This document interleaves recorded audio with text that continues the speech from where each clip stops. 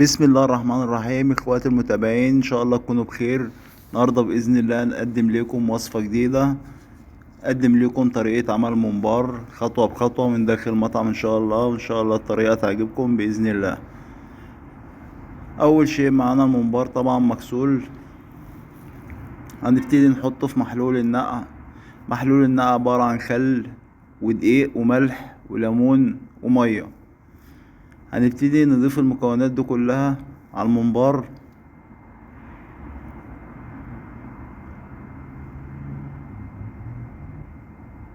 طبعا هنسيب الممبار منقوع فيه اقل شيء ساعة. بعد ما ندعكه كويس بالمحلول بنفس الطريقة اللي هتشوفوها دلوقتي، ده بيشيل منه الزفارة طبعا وبينضفه. تاكل ممبار ما بتحسش بطعم اي زفارة فيه بعد ما تستخدم محلول النقع بنفس الطريقة كده. بعد ما ندعكه كويس هنسيبه في قلب المحلول لمدة نص ساعة او ساعة. دي خلطة الرز اللي احنا كنا عملناها مع بعض في الفيديو، موجود عندنا على القناة.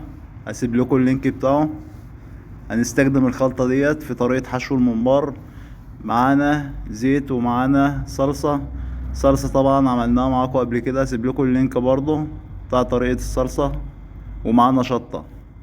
هنضيف الصلصة وهنضيف الزيت وهنضيف الشطة على الرز بنفس الطريقة، وهنقلب كل المكونات.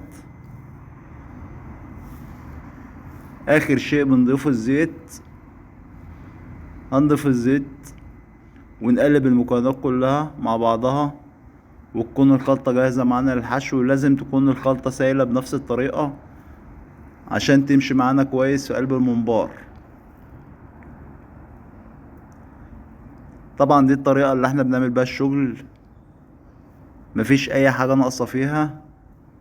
وان شاء الله تدعوا لنا دعوة حلوة لما تجربوها بإذن الله. دي طبعا المية اللي احنا نسلق فيها الممبار بنجهزها. هنسقط فيها مرق الدجاج وملح وهنسيبها تجلي لحد ما نخلص حشو الممبار. وده الممبار بعد ما غسلناه بمية نضيفة بعد محلول النقع، نغسله بالمية غسلة نضيفة ونبتدي نحشي معانا الممبار. طبعا قطعة الممبار القطعة معانا من 30 ل40 سنتي على حسب ما تحب.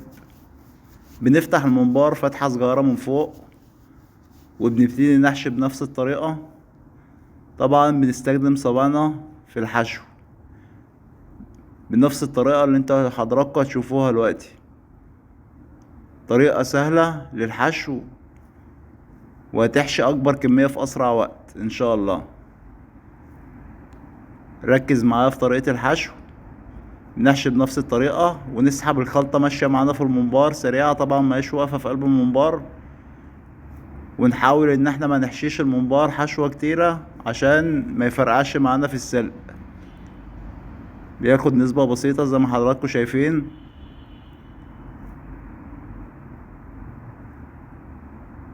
هنعمل معاكم واحدة تانية برضو. هنفتح فتحة صغيرة من فوق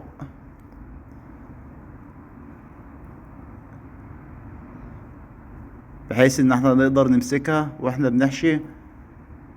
هنحشي بنفس الطريقة، ركز معايا. صباعنا هو اللي شغال في الحشو. طريقة سهلة وهتعجبك ان شاء الله، وهتحشي اكبر كمية ممبار فيها.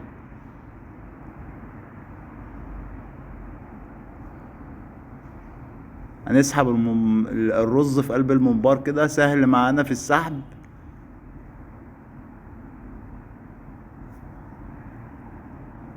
هسيب لكم ان شاء الله الريسبي او المقادير في قلب صندوق الوصف.